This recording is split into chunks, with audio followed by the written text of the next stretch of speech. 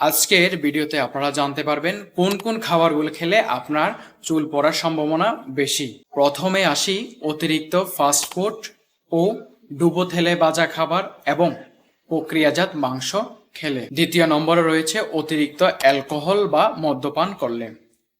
তৃতীয়ত নম্বরে রয়েছে চিনি ও কৃত্রিম মিষ্টিযুক্ত কোমল পানীয় গ্রহণ করলে। চতুর্থ নম্বরে রয়েছে বাসি খাবার খেলে।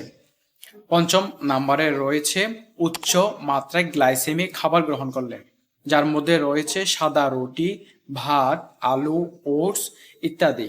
ষষ্ঠ নম্বরে রয়েছে আপনার খাবারে যদি অতিরিক্ত পরিমাণে ভিটামিন এ থাকে, সেক্ষেত্রে কিন্তু চুল পড়ার সম্ভাবনা বেশি। সপ্তম নম্বরে রয়েছে অনেকে চুলের পুষ্টির জন্য সরাসরি লেবু ব্যবহার করে থাকেন।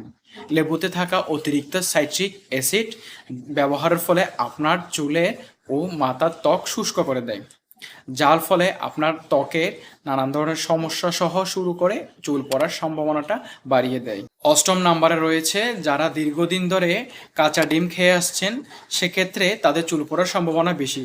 তার কারণ হিসেবে কাঁচা ডিমে সাদা অংশে রয়েছে অ্যাবিডিন নামক গ্লাইকোপ্রোটিন, যেটি বায়োটিনের সাথে দৃঢ়ভাবে যুক্ত হয়ে শরীরের শোষণে বাধা দেয়। এতে করে বায়োটিনের অভাবে কিন্তু চুল পড়ার সম্ভাবনা হতে পারে। ধন্যবাদ সবাইকে। এভাবে আমি চুল পড়ার নানার কারণ এবং বিস্তারিত পরের ভিডিওতে নিয়ে আসব।